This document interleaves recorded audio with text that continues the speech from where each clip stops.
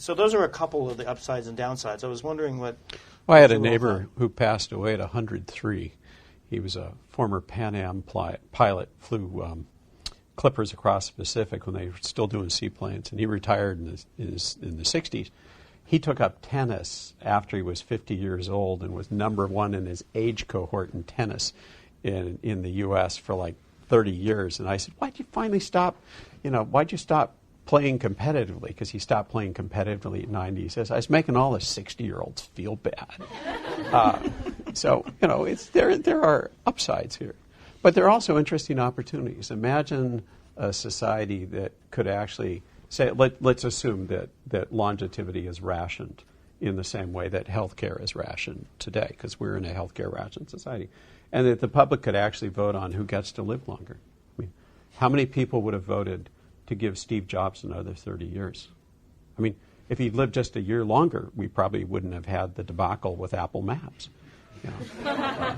And then, all the people say, well, actually, we don't want them to live longer, And, of course, we won't need as many lawyers because people won't die as soon and we won't have as many trust and estate issues. And that's one of the reasons. I mean, the geniuses get to live longer.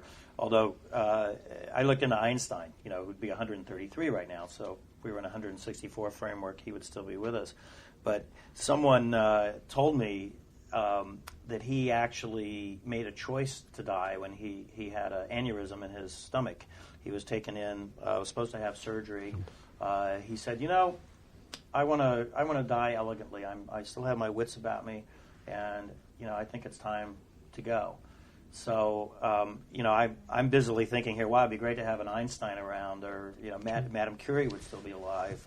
And Thomas Edison would have just died last year if he lived to be 164. In that regard, another book, since this is a literary event, Brendan Gill of the New Yorker wrote a marvelous book titled Late Bloomers, which was all about people who became accomplished in their field late in life.